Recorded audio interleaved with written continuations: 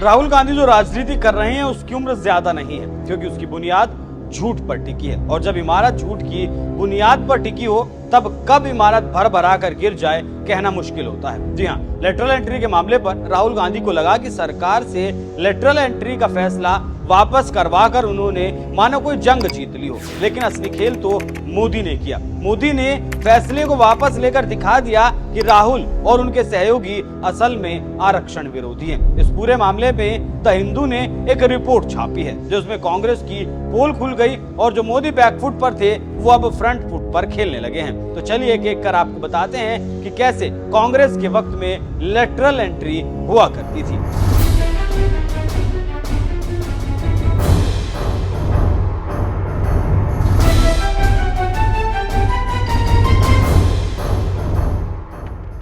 The Hindu की report में बताया गया कि भारतीय कृषि अनुसंधान परिषद यानी ICAR में ज्यादातर उच्च पदों की भर्तियां आरक्षण के नियमों की धज्जियां उड़ाते हुए की गई। ये बोर्ड पूरे भारत में 113 कृषि इकाइयों में भर्ती कराता है। अखबार ने दावा किया कि वरिष्ठ वैज्ञानिक रिसर्च मैनेजमेंट पोस्ट या फिर उससे ऊपर के ग्रेड वाले पोस्ट की भर्ती लेटरल एंट्री या सिर्फ इंटरव्यू से की जाती थी। अब इस ICAR में हुई भर्तियों का पूरा ब्यौरा भी आप देख लीजिए।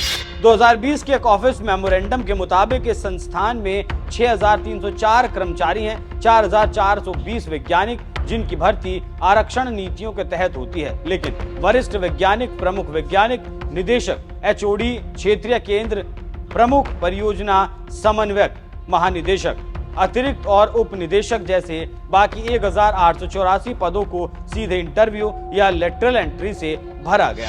ICAR भारत की सबसे बड़ी कृषि अनुसंधान संस्था है और इससे लेटरल एंट्री से इस संस्था में भी विवाद हो गया था। एक प्रस्ताव में ये कहा गया कि सीधी भर्ती से दोनों तरह से भर्ती हुए वैज्ञानिकों के बीच टकराव होता है जिससे कार्य क्षमता प्रभावित होती है। जो वैज्ञानिक ICAR में 25 साल से ज्यादा समय से सेवा दे रहे हैं और कृषि वैज्ञानिक भर्ती परीक्षा से चुने गए हैं, उन्हें सेमी रिसर्च मैनेजमेंट पोस्ट और RMP पद नहीं मिल पा रहे क्योंकि इन पदों पर लेटरल एंट्री से भर्तियां कर ली जाती हैं।